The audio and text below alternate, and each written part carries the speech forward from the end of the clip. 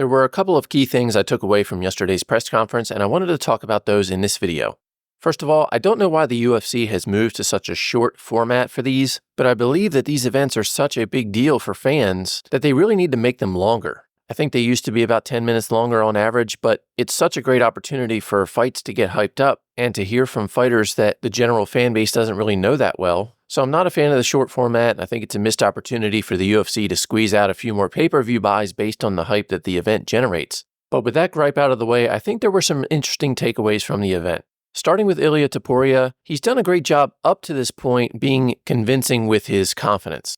I've definitely been affected by it because in the video I did on their upcoming fight, I made it clear that I felt like something was in the air with the fight and that I wasn't confident even betting on Volkanovski at almost even odds when that should otherwise be a bet a person would take all day long. But I have to say that the performance last night just did not sell me. And in fact, I somewhat found it annoying because it just sort of had this forced feel to it. At the same time, the confidence from Volk's side was both impressive and genuine. I didn't get the impression at all that he's intimidated, and I believe him when he says he's eager to teach Topuria a lesson.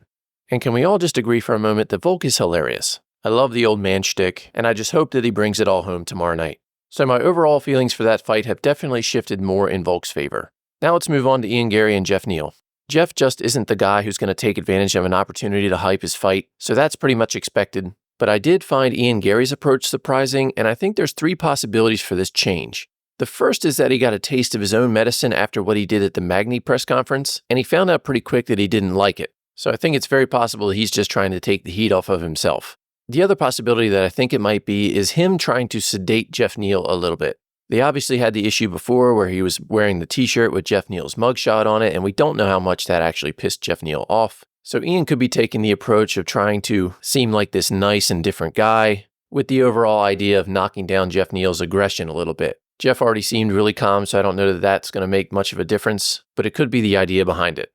And the third possibility is that he's just not nearly as confident as he projects. Geoff Neal is a totally different beast than Neil Magny, and he's very capable of knocking Ian out, and Ian knows that. So we could just be seeing a little bit more concerned Garry. Moving on to Paulo Costa and Robert Whittaker. We barely got anything at all out of Robert Whittaker, so I'm going to leave him off. But I have to say that Paulo Costa is looking great, and he's looking confident. And while I think on paper it's still fair to say this is Robert Whittaker's fight to lose, I think there's a lot of risk betting on him at the pricing levels he's coming in at. And I'm feeling more and more like Paulo Costa has a real shot at winning this fight. We haven't really seen a dedicated, focused Paulo Costa since before the Adesanya fight. So if he has managed to get himself back to that level, he could be very dangerous for a guy like Whittaker. Finally, when it comes to Merab and Henry, I feel like my concerns about Henry from the last video I made about him were confirmed. Merab seemed to be the one who just displayed more energy for the fight, and while Henry looked ready, he just doesn't seem to have the interest that maybe he used to have, and something like that can make such a difference. So those are my takeaways. My feelings have definitely shifted a little bit on some of the fights, and like I said, I just wish these events were longer so we could get more out of them, but it is what it is, and now all the talking's done, and tomorrow night is the time for action, so I am ready to see it all unfold. That's going to be it for today. Let me know what your thoughts are down in the comments. As always, please like the video and subscribe to the channel. That helps out a lot, and it really is appreciated. And with that, I hope all of you have a great rest of your day.